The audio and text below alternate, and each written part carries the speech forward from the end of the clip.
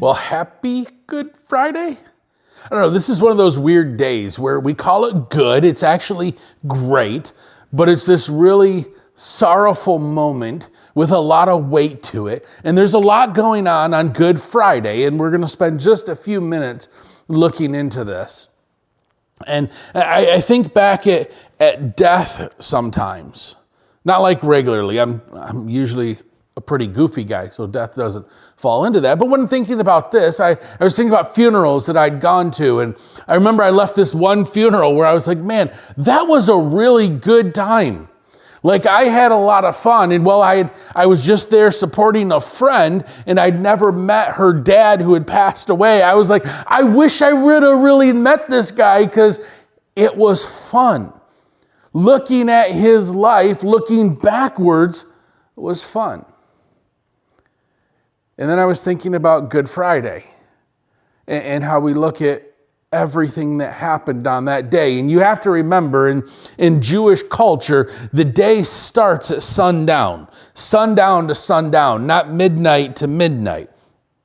So the Last Supper was falling into this Thursday, Friday transition, and then they went into the garden and they prayed, and that was all part of Good Friday, and then Judas's betrayal, and then things were bang, bang, bang, bang, really quick, heading right into the trial, and then the mockery and the beatings, and then the hanging on the cross. And you look at all of this, and you're like, man, how could we call that good? That God that loved us and created us, sent his Son to become man and took this beating. He was humiliated and tortured and hung on a cross. And all these things that happened. And I'm going to encourage you to read them. You can find them in Mark 14 and Mark 15. And I want you to read that. And we have a tendency to look back at things when we're talking about life.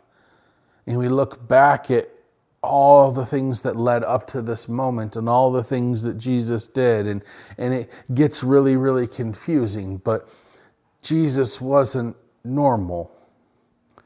Our life is marked from birth to death. Jesus' life is everlasting to everlasting. So when we look at Good Friday and why it's good is of what becomes next. It's the forward motion of Jesus' time. It's this everlasting eternity with God that's afforded because of this blip in the radar, this time in eternity in which God gave so much of himself for his creation.